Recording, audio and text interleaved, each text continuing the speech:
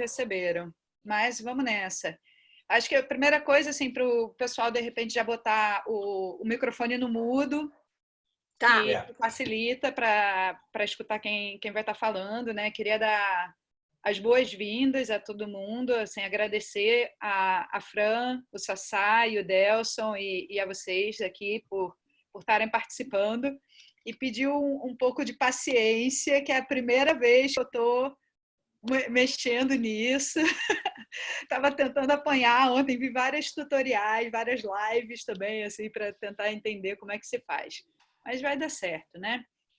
Então, assim, só para começar, dar uma visão geral aqui do que é, né? Que a gente está falando de um projeto que é do Acesso Panam. E o Acesso Panam, ele é uma organização latino-americana que tem a missão de proteger o acesso a áreas de escalada e montanhismo na América Latina e promover a conservação. E, através disso, a gente faz, para atingir isso, a gente faz diversas abordagens, entre elas, assim, uma questão de advocacy, de políticas públicas e negociações, tanto com áreas públicas quanto áreas privadas, na parte de acesso, uma questão de capacitação e treinamento de ativistas, escaladores e montanhistas e também gestores em questão de manejo da escalada, em direitos e responsabilidades e conservação, e uma parte muito forte de conservação e engajamento das comunidades em prol do ambiente da escalada. E aí pensando o ambiente, tanto a questão ambiental quanto a questão social da escalada. E dentre isso, a gente teve essa oportunidade agora, na pandemia, de criar esse projeto de Mate Charlas e todo o demais, para a gente conversar um pouco sobre acesso e conservação na América Latina, através de estudos de caso. Então, hoje, a gente vai estar falando especificamente sobre o manejo da escalada. E, para isso, a gente está convidando a Francine Borges. Francine, eu tenho aqui a minha cola que todo mundo vai ver, porque eu estou compartilhando a minha tela, ou não, ninguém vai ver porque eu perdi aqui, então vou ter que parar de compartilhar. Viu? Eu tenho que aprender ainda a usar. Mas a Francine, ela é uma associativa da AESC. Ela começou a escalar no Paraná em 94 e frequenta a Serra do Cipó, sobre o local sobre o qual ela vai falar, desde 95. E ela se mudou para Minas em 2007 e participa da AESC, que é a Associação de Escaladores da Serra do Cipó, desde a sua criação. O Sassá, que é o Alexandre Lorenzeto, vai trazer o caso do Marumbi. E ele é coordenador geral do Cosmo, biólogo, mestre em gestão de áreas naturais protegidas pela Universidade Autônoma de Madrid, membro da Comissão Mundial de Áreas Protegidas da União Internacional da Conservação da Natureza e participa do TAPAS Group, o grupo TAPAS, que é o grupo de especialistas que discute turismo em áreas naturais em todo o mundo. E o Delson, por último, que tem o D aí, que não consegue ligar a câmera. Ele é um engenheiro florestal, diretor técnico da Federação de Esportes de Montanha do Estado do Rio de Janeiro e da CBME. Já atuou em diversos planos de manejo, entre ele, aqui no Rio, cito alguns lugares de escalada, como a Prainha Grumari e, especificamente, no da Urca, que é o estudo de caso que ele vai trazer.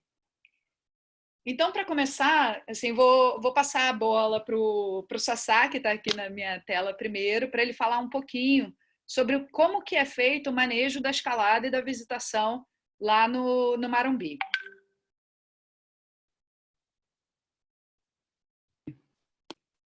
Liberou o microfone?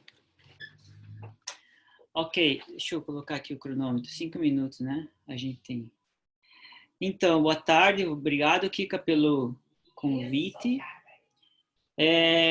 Bom, a gente vai falar um pouco sobre o Corpo de Socorro em Montanha, né, o Cosmo, e o que ele tem feito eu diria, no manejo de visitação, né, no Marumbi, onde a escalada está contemplada, obviamente. Bom, o Cosmo ele começou há 24 anos, desde o primeiro plano de manejo do Parque Marumbi, o Cosmo foi previsto e e aí ele começou, né, no Parque Estadual do Marumbi. Ele é composto por voluntários, né? São 40 voluntários, 40 voluntários que daí passam por um curso de formação e tal. Trabalha dentro do Parque Estadual do Marumbi com um termo de cooperação técnica, né? Então ele tem um termo de cooperação técnica com o Instituto Ambiental do Paraná, que é o órgão que gera as unidades de conservação aqui do Paraná, né? Ele é uma ONG, né? Uma ONG composta por montanhistas, né? Uma sociedade civil, tem o seu estatuto, tem sua base lá no Parque Estadual do Marumbi, e as atividades do Cosmo lá no Parque Estadual do Marumbi, ele, dentro do manejo da visitação, o manejo de trilhas, né, para conservação e para segurança. Então, o Cosmo, nesses 24 anos, tem trabalhado nos acessos e tem substituído correntes, sinalizado, né? Tanto os acessos de trilhas, vamos dizer, de uso público normal, como também os acessos de trilhas de escaladores, né? Que dão acesso às diferentes vias lá no Marumbi, né? O Cosmo também ele faz o resgate, né? Ele faz resgate lá no Parque Estadual do Marumbi, ou seja, num acionamento, uma pessoa perdida ou uma pessoa que sofreu um acidente, o Cosmo vai dar o primeiro atendimento lá, mesmo porque nós temos desses voluntários, a gente tem os plantonistas que ficam lá na base Marumbi. Então, todo final de semana, a pessoa faz o cadastro, e aí, se essa pessoa não volta, ou se chega, vamos dizer, um primeiro aviso de um acidente, o Cosmo é acionado. Em paralelo, o Cosmo ele vai acionar o Corpo de Bombeiros, né? Ele funciona como força auxiliar até que o responsável legal, né, chegue. Mas, na prática, você ter um grupo de resgate dentro da unidade de conservação para esse atendimento, vamos dizer, urgência, tem feito bastante diferença. Eu trouxe alguns números. Só ano passado foram 33 atendimentos de acidentes no Parque Estadual do Marumbi, né?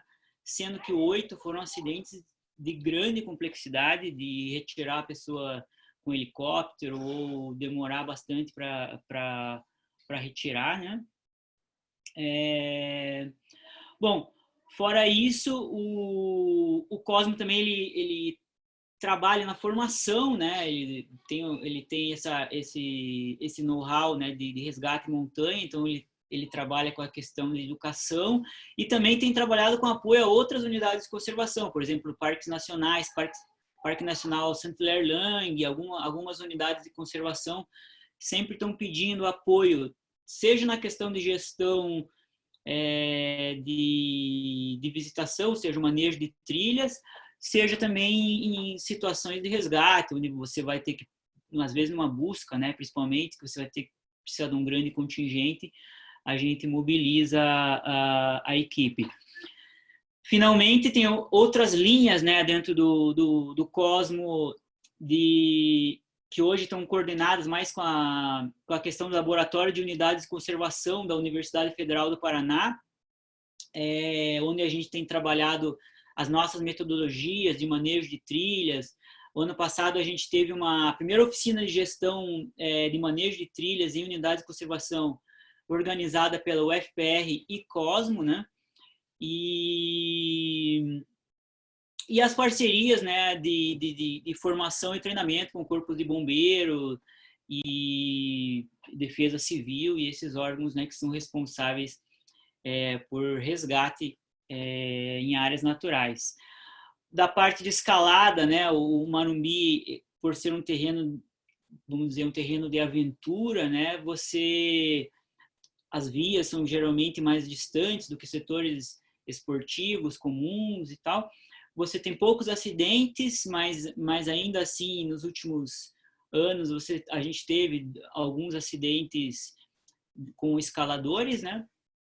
Mas o maior trabalho assim que a gente pode fazer com o público escalador é mais a questão de orientação, às vezes até a questão de orientação de segurança, horários, se a pessoa não conhece muito, ou mesmo dicas, né, de acesso das vias e também algum lance, né, especial, equipamento, porque afinal de contas temos muitos escaladores no Cosmo, né, e podem também estar ajudando, vamos dizer, o visitante escalador nesse sentido. Acho que a introdução, assim, em breve, é um pouco isso, sobre o Cosmo, e é isso, Kika. Alguma coisa mais para complementar? Acho que não, né? Já deu 5 minutos. 6. Não, Desculpa, tá ótimo, 6. Sassá. Daqui a pouco a gente pode trazer mais essa abordagem pegando um pouquinho do que a Fran vai falar e depois o Delson, né? Então, Fran, conta pra gente um pouquinho como vocês fazem o manejo da escalada aí na Serra do Cipó. Boa tarde a todos. Quero agradecer aí o convite, né? Fiquei bem feliz de poder participar dessa conversa. Bom, eu vou fazer só uma contextualização rápida e depois mostrar algumas fotos como exemplo do que a gente faz aqui em termos de manejo, né, das áreas. Então, as primeiras atividades de montanhismo aqui na Serra do Cipó, né, na APA do Morro da Pedreira, elas datam de 1986 e nessa época a região nem era APA ainda, né? E nessa época, então, foram conquistadas vias imóvel, inclusive a André Ilha, que está aí, é um dos conquistadores daquela época, né? Então, viram o potencial das vias imóvel aqui na região e começaram a desenvolver esse tipo de escalada aqui. Então, começou com escaladas imóvel. Aí, então, a partir de 1991, começaram a ser conquistadas as vias esportivas, né? Eu estou aqui falando hoje em relação à escalada esportiva na Serra do Cipó. Então, isso começou em 91. E o pessoal conquistou vias nos lugares mais clássicos, assim, mais icônicos, né? Na Sala da Justiça, no setor da Lamúrias, vias muito bonitas que até hoje chamam a atenção aí de qualquer escalador que chegue no Cipó. Vale ressaltar também que teve uma manifestação que ocorreu em abril de 1989, ela foi liderada pelos escaladores e ambientalistas, né? Foi chamada de Abraço ao Morro da Pedreira e tinha como objetivo tentar pedir o fim, né? Parar a mineração naquele lugar. E isso foi bem importante porque em 26 de janeiro de 1990, então foi criada a APA. Para falar um pouquinho do desenvolvimento da escalada esportiva aqui, eu dividi assim mais ou menos em 3 décadas, né? Então de 91 a 2000 foram conquistadas algumas vias, as primeiras vias de escalada esportiva na região. De 2001 a 2010 começou a ter um incremento na abertura de vias de escalada esportiva, mas ainda assim foi mais gradual.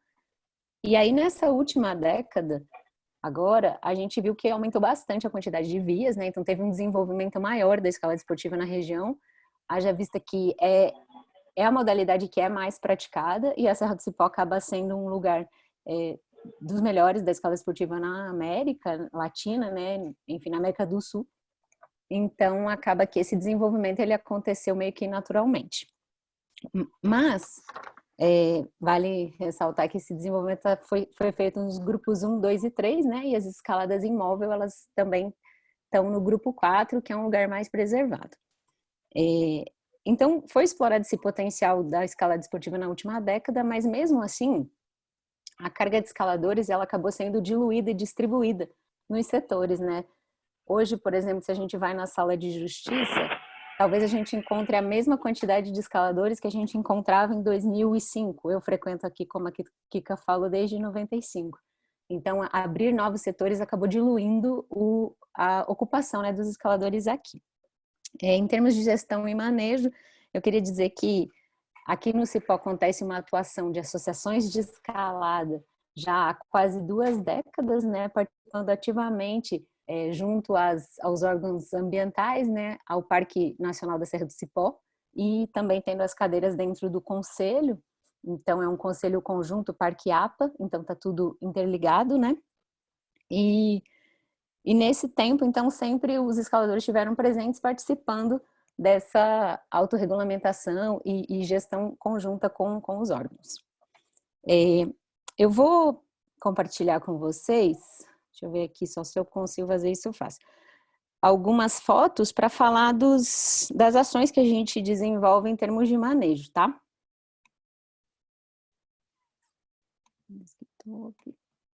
Só um pouquinho que essa coisa é bem modernosa, vamos ver.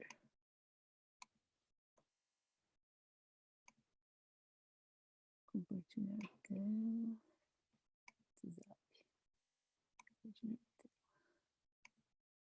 Tá chegando aí, né? Beleza. Então, como ações de manejo, a gente coloca o manejo das trilhas, né, e das bases de escalada. Então, aqui na foto dá para ver que tem um sisal que está delimitando uma área um pouco mais frágil para tentar orientar que as pessoas caminhem só por uma única trilha. Como exemplo ainda, a gente coloca pedras para marcar a trilha, placas educativas pedindo preservação. Foi como essa, né? Então tem o sisal e a plaquinha colocada junto. Foi feita uma ponte para fazer aquela passagem da gruta de ligação. Talvez alguém lembre que eram colocados troncos e tudo, e acaba que esse solo é frágil. Então a ESC fez essa ponte e colocou lá para facilitar esse acesso. A gente também interdita as vias, né?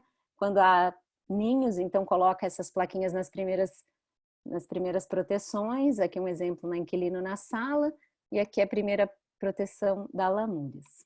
E aí a gente também informa nas redes sociais da associação, né, que essas vias estão interditadas temporariamente.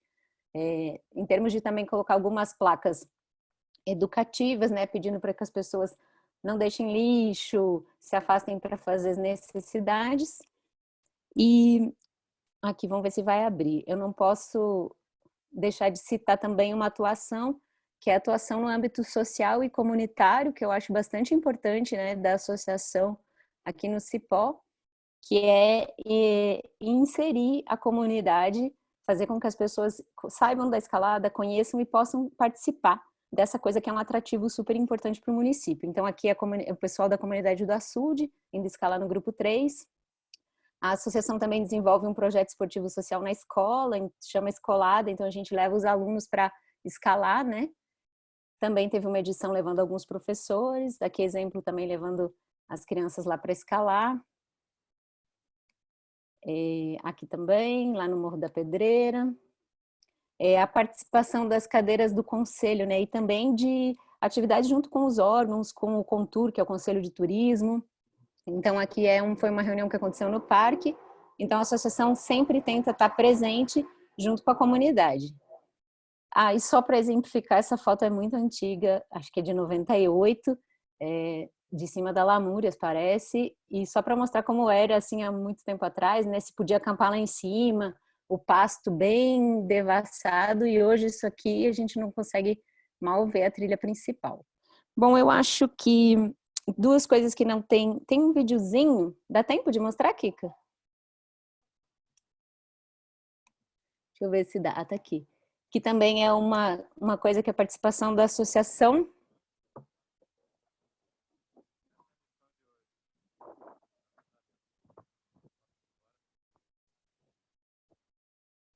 Esse videozinho, ele é de outubro do ano passado, né? Um incêndio que estava tendo na parte alta do parque. Então, a associação também participa voluntariamente da brigada de incêndio. Aqui o pessoal foi lá, a Naná estava nesse combate também.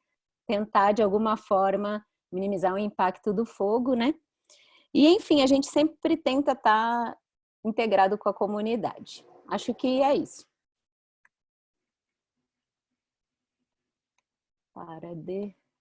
Ótimo. Obrigada, Fran, foi ótimo. Deu para ter uma visão bem geral, assim, né? Acho que a maioria daqui tem a ciência, mas o Cipó é provavelmente, assim, quase com certeza, o lugar de escalada esportiva mais popular do Brasil, né? Definitivamente mais conhecido. Então, é um grande desafio. Os escaladores lá também, assim como no Marumbi, têm um papel predominante no manejo. Agora vamos vir aqui para o Rio de Janeiro e chamo o Delson para falar um pouco de como é feito o manejo da escalada na Urca, que, para quem é de fora, é onde tem o Pão de Açúcar. Então, é um prazer aí poder participar e fazer rapidamente aqui um cenário mais do local do que propriamente da instituição. A FEMERG é praticamente reconhecida aí por todo mundo. Quem não tiver dúvida pode procurar no site, que tem bastante informação. Então, como a Kika falou, a Urca, a gente está falando aqui, é o Morro da Urca, Pão de Açúcar e Babilônia, que é como está também no Guia da Urca também. Se quem quiser mais detalhes sobre o local, pode pegar o Guia da Urca, porque senão é muito bom. Lá, as escaladas têm mais de uns 80 anos já que é praticado, né? E eu sempre falo que para o montanhismo, a Urca é um caso de muito bacana, assim, porque foi onde, apesar das mudanças que foram acontecendo ao longo do tempo, conseguiu, dentro das características da área, que é uma área muito pressionada pela visitação, manter a base do espírito do montanhismo da escalada, né? Praticamente conseguiu se carregar, lógico, com flutuações aqui e ali, a base, né, desses princípios, valores, os códigos de éticas e até o mínimo impacto para o local. Um exemplo disso é que até 2006 a área ali não havia unidade de conservação. Era uma área que havia um tombamento por lixão, mas era pouco ações realizadas por causa disso, e a gestão da área ficava basicamente pelos atores que ali estavam, né? O Exército tinha uma participação relevante, mas foi perdendo protagonismo tempo a tempo, e aí essa área foi se mantendo, eu diria até com algum ganho ambiental, desde o que era quando eu comecei a escalar lá na década de 80. Né? Tem uma figura clássica no artigo do Caralton que mostra que quase 40% da área ali do que é hoje o Monumento Natural do Pão de Açúcar da Urca era ocupado por capim-colonião, né? E hoje ele é bastante raro no local. Isso é só um dos indicadores de como, apesar da visitação sempre crescendo, conseguiu de alguma maneira equilibrar aí com a questão da conservação, né? Para dar uma ideia do que a gente chama de área muito extensiva de visitação, dividindo assim, a unidade de conservação Pão de Açúcar da Urca, ele recebe mais ou menos mais de 1 milhão de pessoas por ano, considerando a visita pelo Mondinho. Incluindo essa visita pelo Mondinho, só para ter uma ideia de que é esse volume, em algumas contagens feitas, por exemplo, lá só circulando na pista, um bom dia no fim de semana, um dia de tempo bom, já contou 7 mil pessoas. Na trilha da UFA, num dia já se contou 2 mil pessoas também, um dia de fim de semana. E a área do pessoal que vai para a escalada dificilmente ultrapassa de 100 pessoas, e considerando o cotão aí que pode dar um pouco para cima esse número. Só a trilha do Morro da Urca, ela recebe no mês. Delson. Oi, alô. Agora que você estava passando os números, o áudio ficou bem baixo, assim, meio abafado. De repente, você pode repetir esses números. Tá, eu vou falar aqui então. Vou começar os números desde o início. Os números de visitação da URCA são realmente impressionantes, né? A unidade toda ela pode receber mais de 1 milhão de pessoas por ano, considerando a visitação pelo bondinho. A parte de separando essa visitação, né, pelo teleférico para o pessoal que vai a pé, vamos assim dizer, ela recebe num dia de contagens que foram feitas por amostras 20 mil pessoas um dia, no fim de semana de tempo bom, na pista. Na trilha da Urca já fez contagens superiores a 2 mil pessoas em um dia. E a escalada, só para ter uma ideia de comparação do público, geralmente dificilmente passa de 100 pessoas aí, tanto que o postão pode puxar um pouco isso um pouco mais para cima. Só a trilha da Urca tem picos de visitação mês de mais de 24 mil pessoas, né?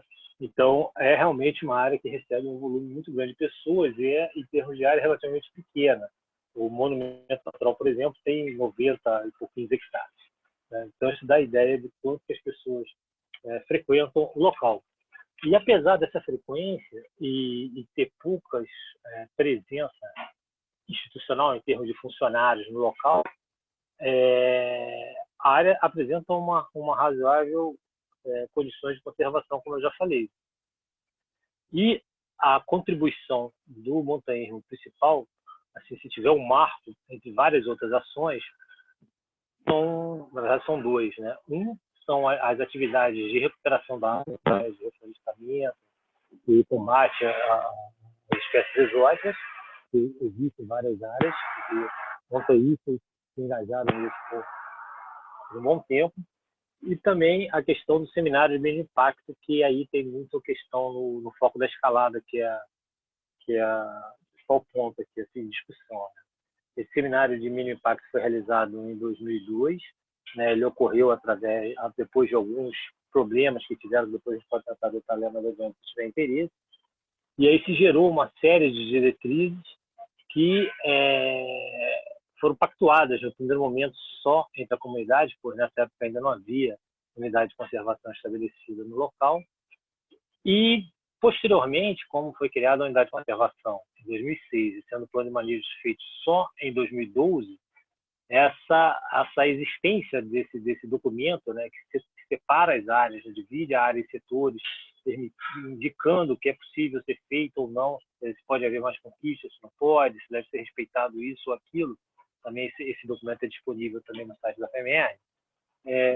Permitiu que, durante o planejamento da unidade, não se alterasse as características históricas do uso em relação à escalada. Quer dizer, não foram criadas áreas intangíveis, não foram criadas áreas que se proibiram, porque se percebeu que era perfeitamente possível compatibilizar os objetivos de conservação com a prática da atividade de escalada. Né?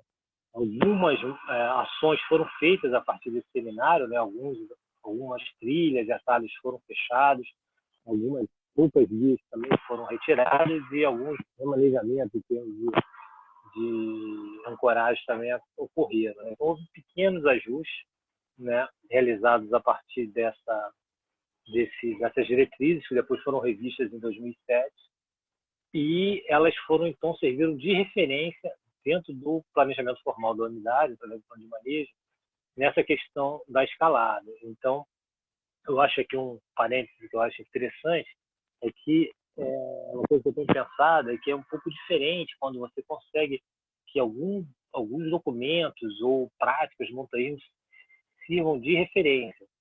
Né? Eu acho que isso é uma posição, olhando para o nosso lado, né?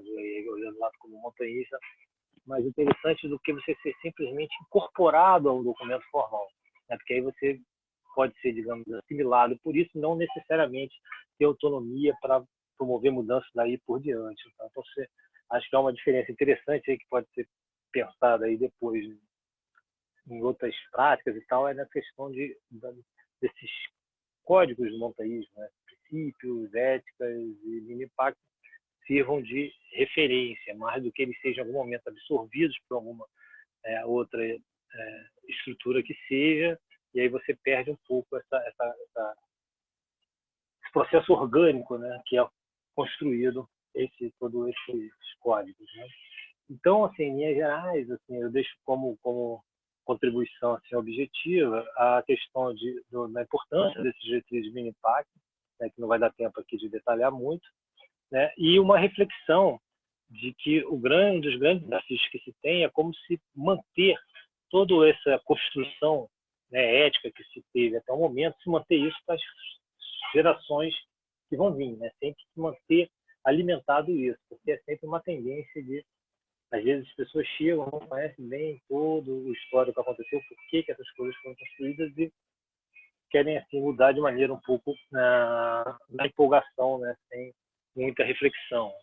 Então, eu acho que esse é um dos desafios que tem, né? E aí a gente, frente a novos avanços que tem, um processo que ocorre muito hoje na área de montanha, que acaba impactando, a gente tem vários locais, é o processo de turistificação, né?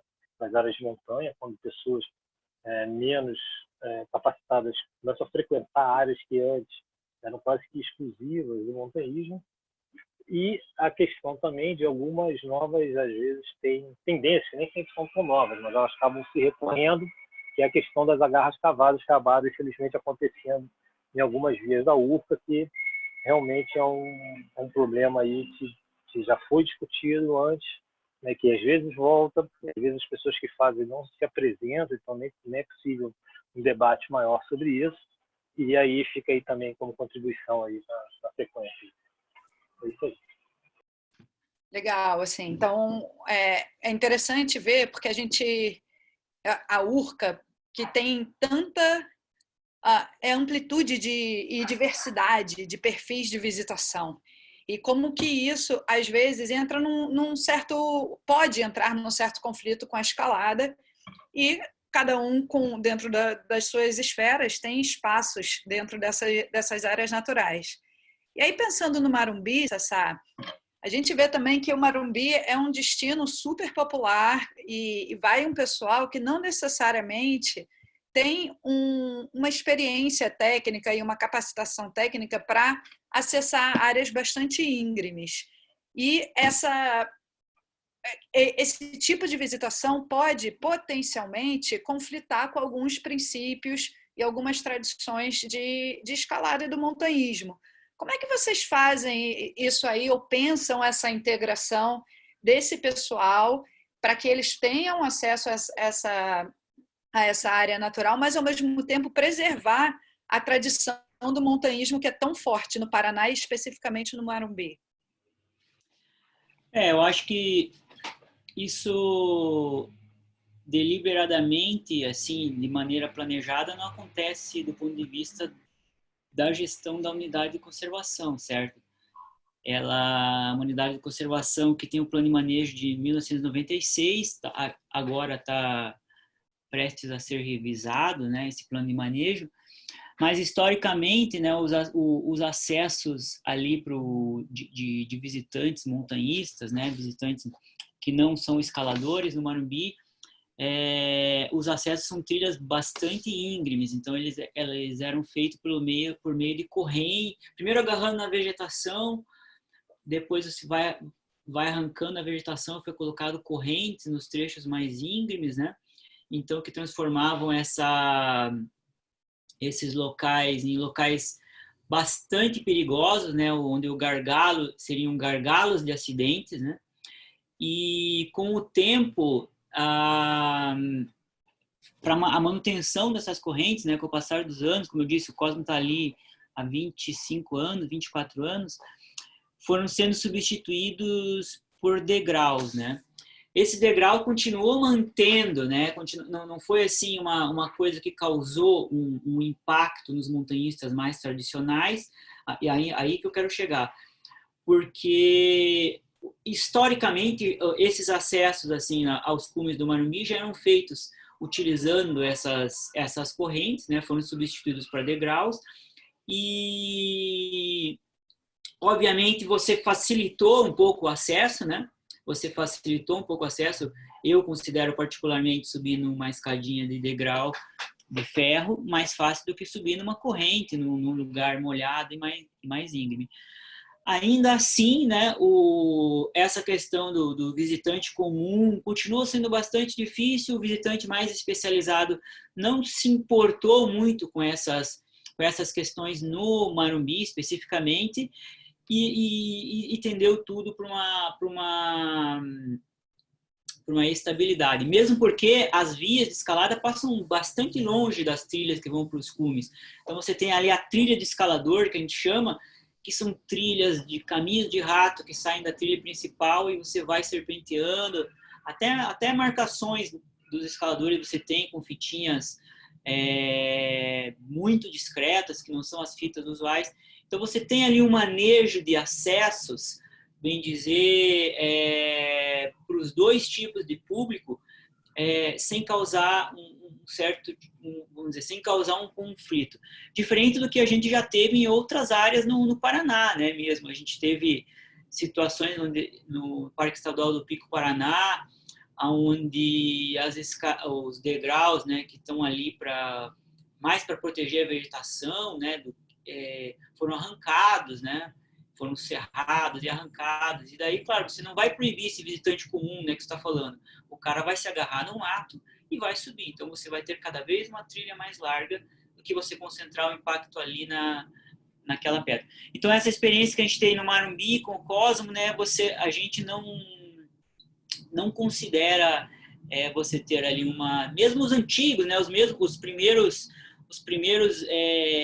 montanhistas assim mais importantes que começaram a subir o Marumbi, que abriram as primeiras vias, que abriram as principais vias, tem lá hoje seus 80 anos ou mais, continuam vivos e a gente continua com acesso a essas pessoas e essas pessoas tão cientes do que está acontecendo e você não tem problemas, né, desse tipo. Então, nesse sentido, eu não vejo muito conflito, né? Legal.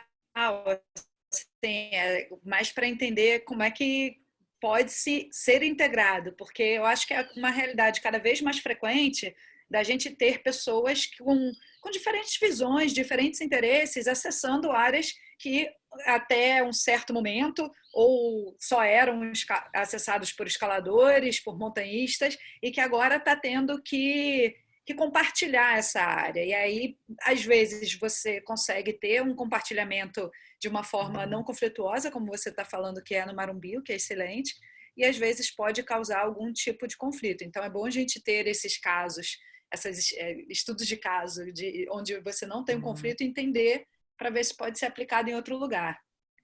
Agora, Fran, você também... Opa, desculpa, você quer falar alguma coisa sobre isso?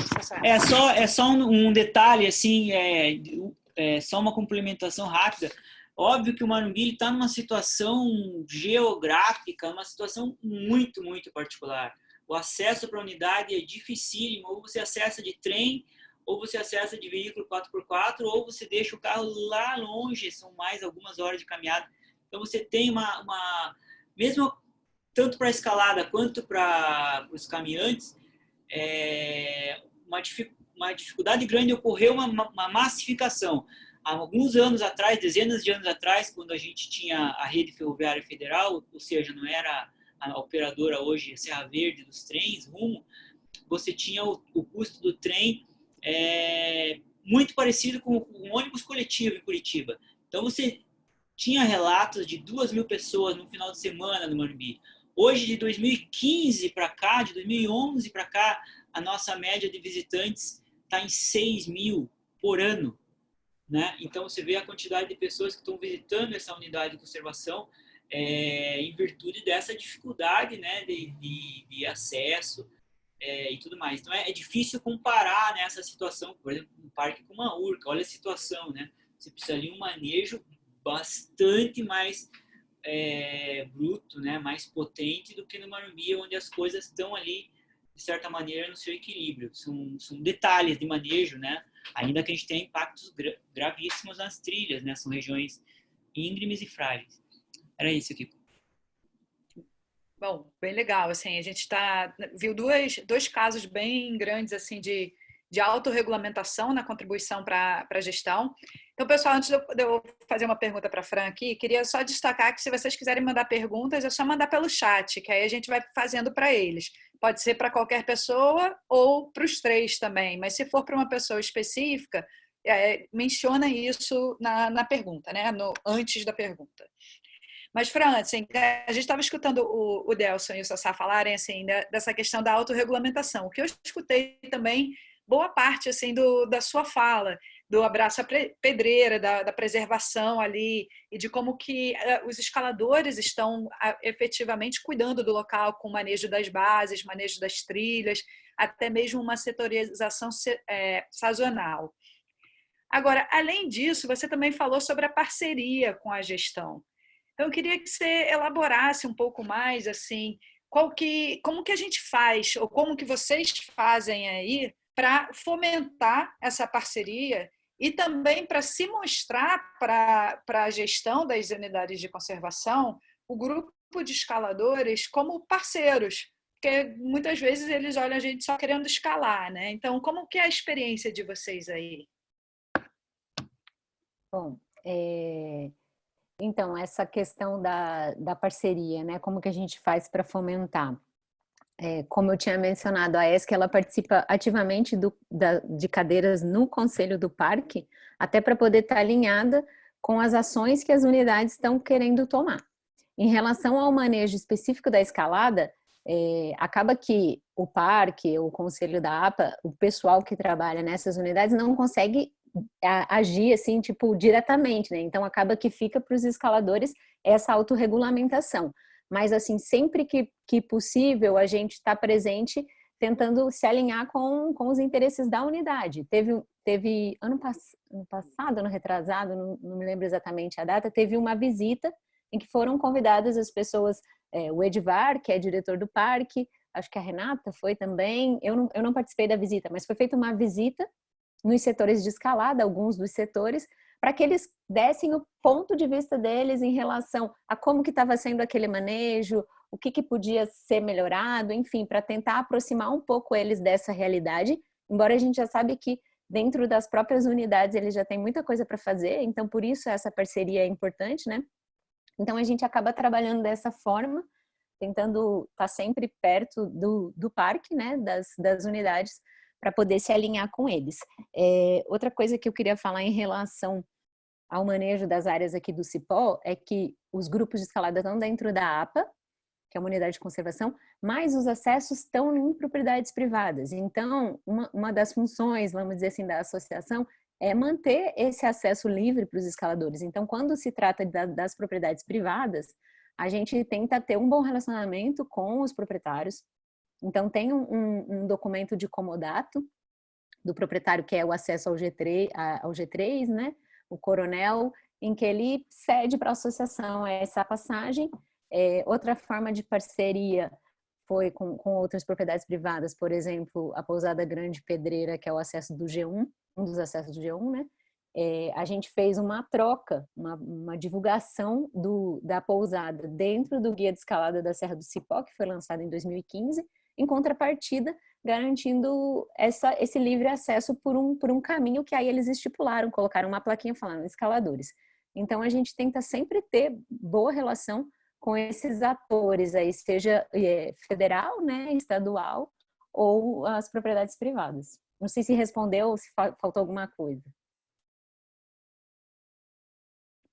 Não, excelente, assim, aqui no Rio, assim, a FEMERGE também está presente em diversos conselhos, está sempre tentando apoiar a gestão, né? O Delson falou um pouco sobre a questão do seminário de mínimo impacto, que foi um marco, acho que até mesmo no montanhismo nacional, o primeiro, pelo que eu tenho ciência, de uma autorregulamentação em termos do que se quer para a escalada do local e da setorização mesmo, e que depois isso foi absorvido no plano de manejo. Mas além da questão do plano de manejo, desse acompanhamento das elaborações e revisões, também tem uma atuação muito grande no conselho. Delson, você poderia falar um pouco sobre essa atuação, assim, obviamente voltado para a questão do manejo da escalada na URCA e da presença da FEMERGE nesse conselho?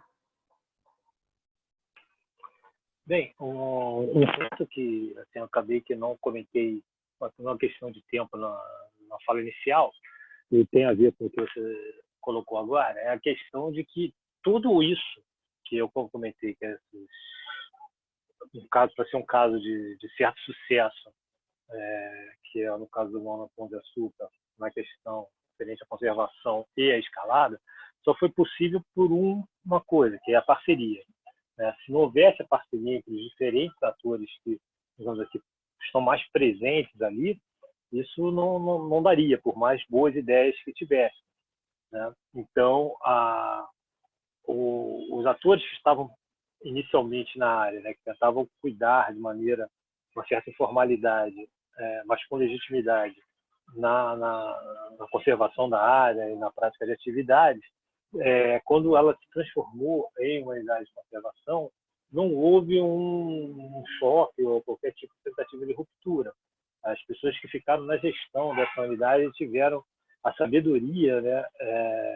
Tiveram 2 gestores até agora, Paulo Gentil e Marcelo, eles tiveram a sabedoria de tentar entender e pegar o que melhor cada ator poderia fornecer. Isso realmente foi uma vantagem, porque evitou conflitos ou qualquer outro tipo de coisa. Então, a gente teve um jogo de ganha-ganha aí praticamente desde o início nessa situação.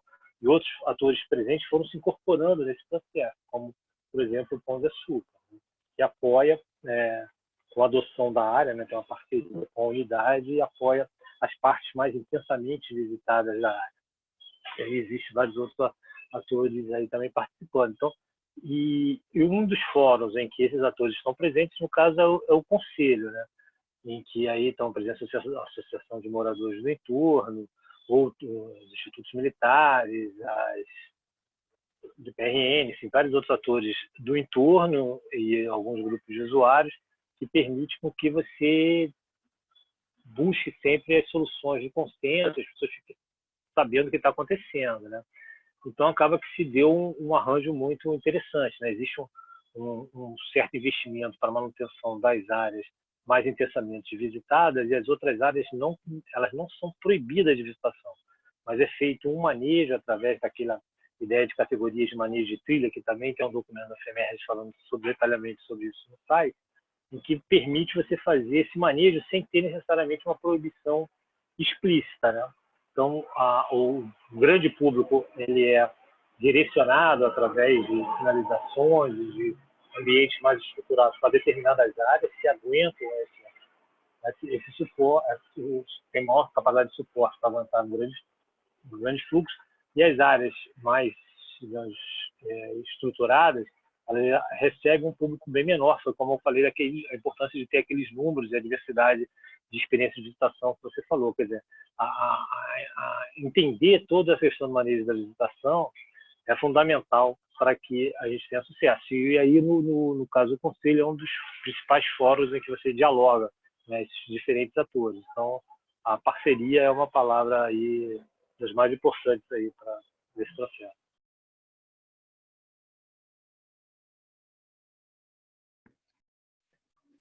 É muito legal, assim.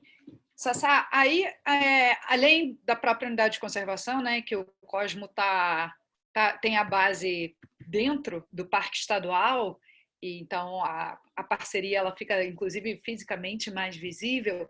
Vocês têm parcerias com outros órgãos e entidades, né? Você mencionou algumas, mas queria que você destacasse um pouco assim, a importância e como é que vocês trabalham essas parcerias. Bom, a principal parceria onde o Cosmo tem sua base, né, de atuação é um termo de cooperação técnica com a Secretaria do Meio Ambiente, né? Então ali tem uma casa que é a base de resgate, vamos dizer que chama ali a casa de resgate, onde estão os equipamentos do Cosmo, né? Onde estão os equipamentos que os parques também adquiriu para que faça esses resgates e o manejo de trilhas, né? Então, sem essa base, dificilmente a gente conseguiria atuar da maneira que a gente atua, né? Ali você tem o almoxarifado, conferência de equipamentos, tem o rádio base, etc. Então, essa é para fazer esse trabalho assim dessa maneira precisa dessa base.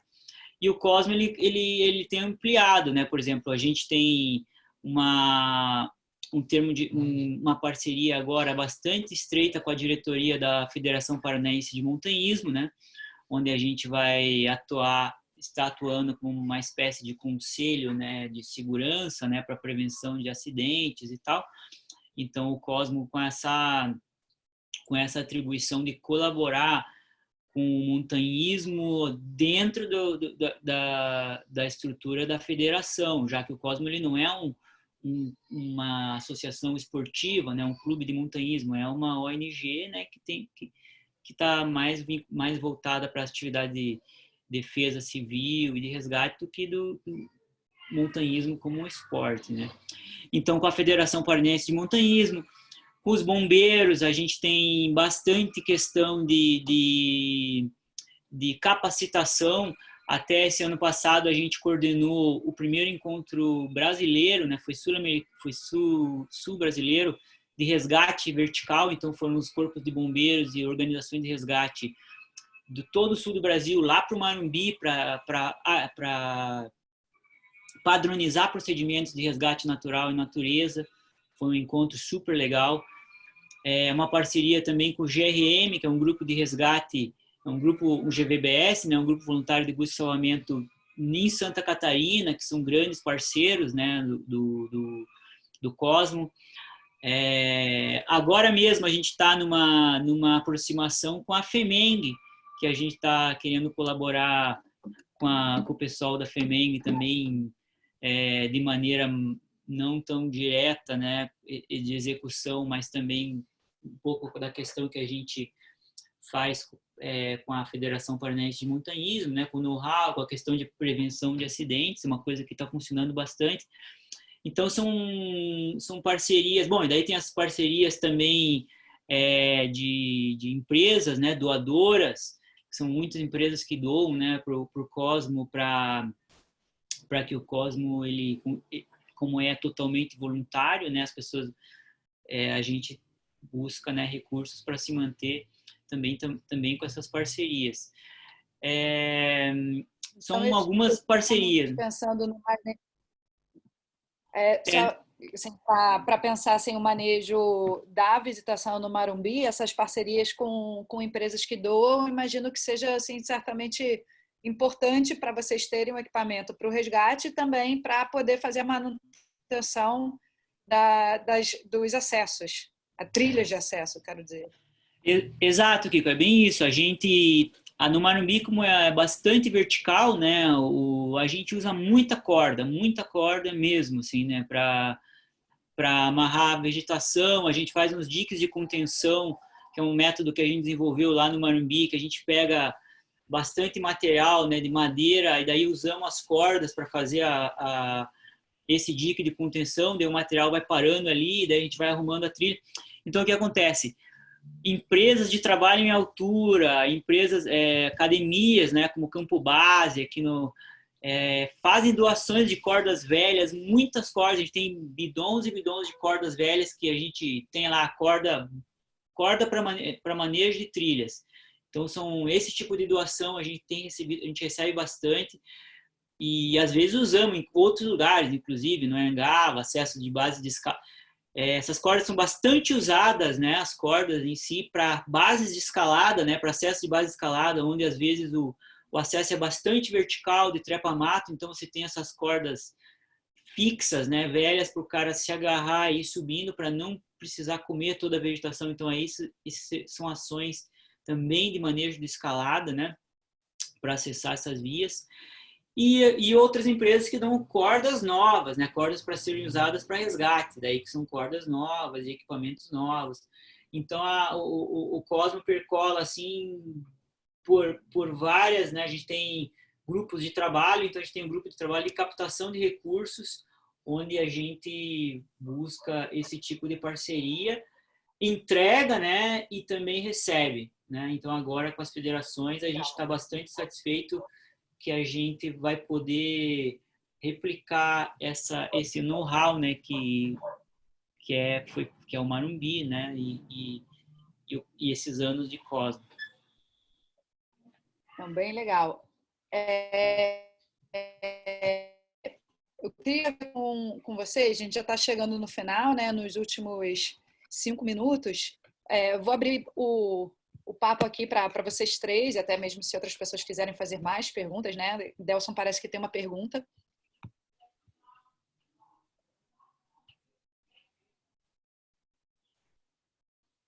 Delson? Oi. Assim, o Sassá falou num ponto aqui interessante nessa questão de manejo, que é a questão das cordas fixas, né? Eu queria ver até que ele pudesse falar um pouco mais da experiência. Aqui no Rio, aqui pela FEMER, a gente está com uma diretriz de tirar as cordas fixas, na verdade. Né? A gente está tentando acabar com as cordas fixas em todos os locais, por dois motivos, talvez tenha até mais, né? Eu vou citar os dois principais. Um deles é porque é difícil você saber exatamente o tempo que essa corda está lá, né? Exige uma substituição constante, né? Inclusive já aconteceram acidentes com a corda fixa já muito apodrecida, rompendo. E o outro caso é que é um tipo de ação que qualquer pessoa que passa, vê aquilo e se inspira e resolve botar também. Então, numa montanha, com o passar do tempo, ela vai se enchendo de corda fixa, muitas vezes, inclusive, desnecessariamente. Quer dizer, lances de escalada vão virando lances artificializados, né? Com essa questão também desse processo que eu já comentei de turistificação, de facilitadores, etc. Então, eu queria ver como é que vocês olham, né, a partir dessa observação que eu faço, assim, essa questão aí no Paraná das cordas fixas. Aqui a gente está com uma diretriz de eliminar todas as cordas fixas das montanhas e fazer, logicamente, um manejo para isso. Entendi essa pergunta. Bom, na verdade, quando eu falo no emprego dessas cordas, né, a gente não está falando de cordas fixas, né, para uma via de escalada, né? A gente está falando em tocos de cordas emendados, né, em algum acesso vertical de trilha onde possa ter um impacto ambiental maior, né? O Marumbi, assim, ele é bastante similar àquela descida da Agulha do Diabo, quando você desce para base da Agulha do Diabo, aquela coisa, aquela super vertical, o Marumbi inteiro assim, né? Então, você está falando de um ambiente que é bastante vertical, bastante frágil. Então, as cordas, elas ajudam a você não destruir tanto a vegetação, né, nas trilhas principais. A questão os únicos que instalam cordas, aí essa particularidade do Cosmo, tá na unidade, tá todo final de semana lá com plantonistas, que existe um monitoramento constante dessas cordas. Então, essas cordas, elas vão... A gente substitui essas cordas de tempo em tempo. Se o coelho, se o escalador, qualquer pessoa que vê, essa corda tá meio puída, tá raspando, já avisa a gente vai lá e substitui, né? São cordas também que a gente não deixa o tamanho, né, muito grande para não encorajar uma pessoa, vou pegar essa corda e vou usar para determinada coisa. Então, elas são bastante emendadas, assim, o cara não tem muito uso, né, nessa corda. Então, estão ali, vamos dizer, não são um impacto visual como uma corda assim dentro de um costão de pedra. Então, na trilha, né, na sombra, eu não considero que ali tenha um impacto visual ou que, enfim, nesses últimos anos a gente não teve muito problema de essas cordas estarem encorajando pessoas a fazerem isso, né? Como poderia ser você instalar uma corda fixa lá no costão da Serra da Tiririca, né? Uma corda ali com aquela que o pessoal sobe de chinelinho de dedo, cata ali e vai, né? E daí daqui a pouco faz um pêndulo, brinca. É bastante diferente, né, o tipo de visitante. No Anhangaba, por exemplo, a gente não tem, né, cordas fixas dessa maneira, um lugar que tem um uso bem maior. Morro do Canal, você não tem muitas cordas fixas, tem lá degraus de ferro, que são estruturas mais fortes, com uma manutenção, que não precisa de tanta manutenção, né? Então, você tem que manejar, a gente maneja o material ao tipo de situação. E lá, para esses lugares onde elas são empregadas, não considero que tenham algumas coisas com custo-benefício melhor do que essas cordas, né? Não sei se aqui permite eu complementar alguma coisa. Né? Claro, vamos nessa, sempre. Então, aí só para esticar um pouco mais esse assunto, porque é uma das coisas que a gente tem feito aqui, vou pegar aqui o exemplo do, assim, que talvez lá não tenha tanto como aqui, né? Você tem algumas montanhas clássicas, um exemplo mais recente foi o Cabeça de Peixe, em que ele estava lotado de corda fixa, né? Algumas em estados horríveis. A pessoa que ia lá ia dando sua contribuição, digamos assim, colocando mais e mais corda fixa. Isso vai descaracterizando também as cordas no estado, até na questão de segurança também Nelson, são problemáticas. A mesma coisa aconteceu no pico tá indo, médio, por aí vai.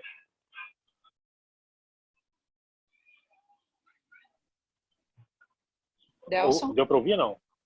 Não, eu não. Acho melhor você repetir, assim, eu entendi que você falou do cabeça do peixe, do cabeça não, de peixe. Não, é que eu falei, eu peguei ele como um exemplo, né, de área em que as pessoas iam lá e iam colocando, por cada pessoa que ia lá, resolvia botar seu triste de corda fixa, né? E os estados lá não se tem a menor ideia qual é o estado daquelas cordas, né? Inclusive, ali, quando se retirou disso, que algumas eram super precárias. Então, esse caso é que a gente aqui, talvez por uma visitação bastante mais intensiva, talvez do que no Paraná, acabe tendo esse problema, as pessoas olharem digamos assim, esse jeito, né, de fazer, resolvem também, vou botar também. E aí elas se espalham assim de maneira enorme. Lá uma vez chegaram a colocar uma no costão, né, e também foi devidamente tirada. Enfim.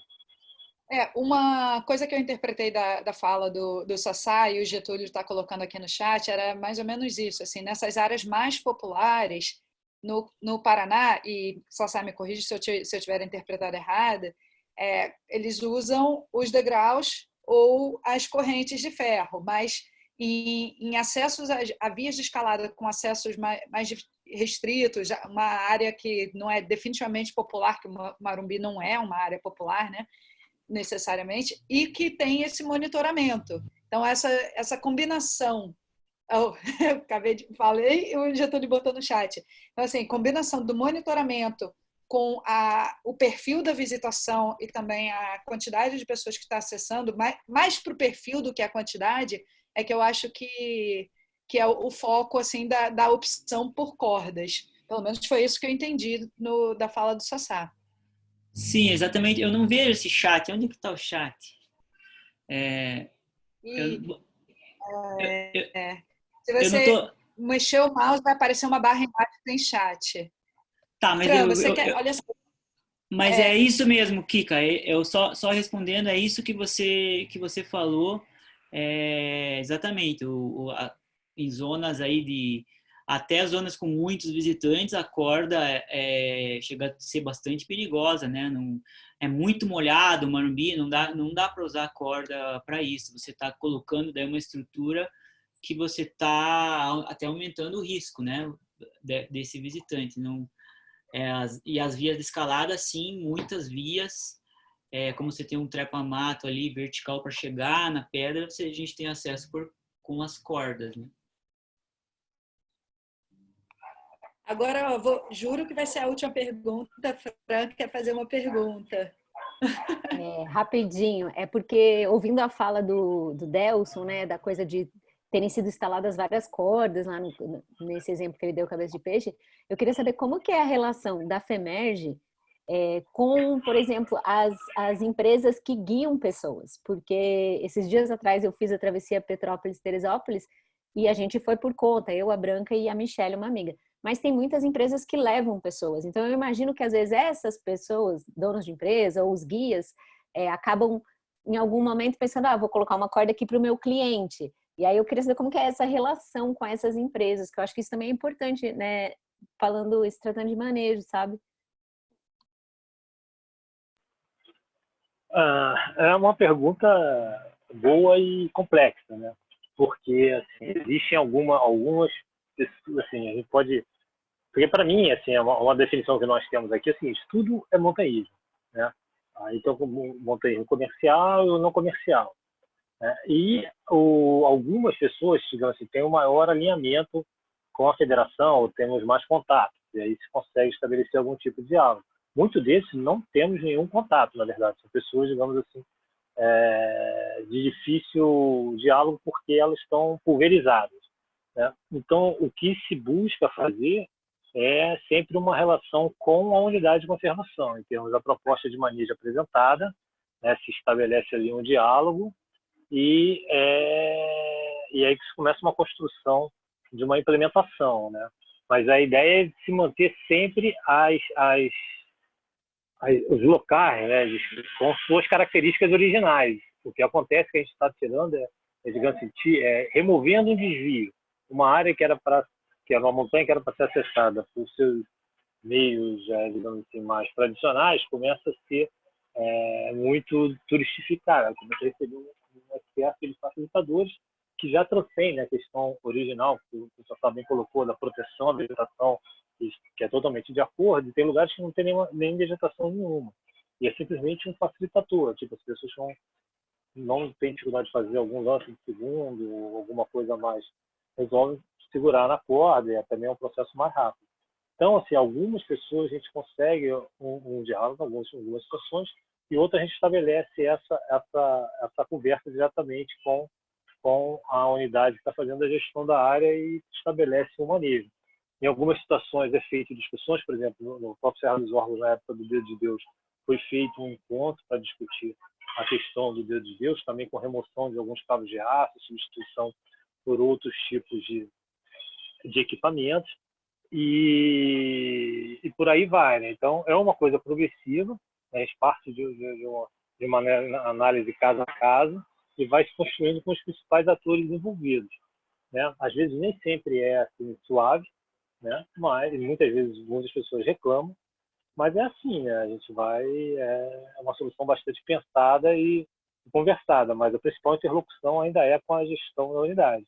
A ideia é que, e é um caso que aconteceu isso na URCA, por exemplo, em que você tinha a questão da prática de rapel, mas você não tinha muitos interlocutores para esses praticantes, e se saiu uma solução que praticamente proibiu a prática de rapel comercial na Urca. Depois de um tempo, as pessoas agora, a gente recentemente, tem 2 anos, agora a gente conseguiu fazer uma oficina de limitar para rapel na Urca. Quer dizer, então as pessoas foram se aproximando, junto com a gestão da unidade que também facilita, se vai se construindo essa interlocução e buscando aí soluções de maior consenso possível. E lá, inclusive, saiu uma solução para a questão de rapel comercial na Urca aí, que está em processo de implementação. Mas não é simples isso aí. Eu acho que vai ter suas zonas nebulosas e, eventualmente, de conflito. Bom, pessoal, só para terminar, primeiro eu queria agradecer a todo mundo, queria especialmente a Fran, o Delson e o Sassá por poderem compartilhar um pouco da experiência deles e aqui com a gente. E queria só destacar algumas coisas, né? Porque a gente está vendo cada vez mais um aumento da visitação em áreas naturais e, com isso, uma mudança de perfil, tanto dentro da escalada quanto fora da escalada, né? Então, a gente também vê uma mudança de perfil assim, ocorrendo internamente, digamos assim. E com isso, a gente acaba tendo alguns desafios de manejo, tanto nós mesmos, de manejar a própria escalada, como manejar a escalada para os outros e para garantir a experiência e a qualidade da visitação, seja escalada esportiva, seja escalada tradicional, ou seja uma área onde tem um pouco de tudo, como a Urca. Então, assim, um fio da meada, assim, que é uma costura que a gente pode pensar entre a fala dos três, é que, primeiro, assim, essa mudança ela é um movimento que está acontecendo e que há uma atuação bem grande em 3 unidades de conservação diferentes dos escaladores para promover um apoio à gestão dessas unidades e ao manejo da visitação e da escalada. Isso vem até mesmo antes dessas áreas se tornarem unidades de conservação. A escalada já acontecia nas 3 áreas, virou unidade de conservação e a gente precisou entrar nessa parceria, nesse diálogo com a gestão e com outros atores para a gente não perder espaço como escalada e, ao mesmo tempo, conciliar com os outros objetivos dessas unidades. Então, a parceria foi uma coisa bastante destacada, assim, de importância, parceria com as unidades, para os planos de manejo, também nos conselhos, assim, de uma parceria mais constante. Até ela aqui está chamando uma atenção, né, que são também 3 esferas de unidades, uma federal, que é a APA da Pedreira, do Morro da Pedreira, do Serra do Cipó, uma estadual, que é o Parque Estadual acho que é Pico do Marumbi, né, o Morro do Marumbi, e uma unidade municipal, que na verdade são 2 unidades, a Urca, que engloba tanto um parque municipal quanto um monumento natural, 3 tipos de unidades também. E que, para isso, assim, uma outra coisa que só para destacar é a autorregulamentação. Então, para a gente conseguir, como escaladores, um espaço e também uma conciliação para garantir a conciliação com as tradições, os princípios e valores, uma ferramenta muito grande é essa autorregulamentação, que acontece também nessas 3 áreas. Então, acho que é isso. Esse é um tema que tem muitos aspectos. Aqui foi só uma pincelada e uma conversa super rápida de 1h e 10 minutos. E, novamente, agradecer a todo mundo. Chamar a atenção que no site do Acesso Panam, da CBME, que é a Confederação Brasileira de Montanhismo e Escalada, e da FEMERGE, tem um documento chamado Manejo da Escalada, que foi feito pela gente, para poder baixar, e que aborda diversos aspectos desses com maior profundidade. Então é isso, obrigada, gente. Vamos desligando aqui.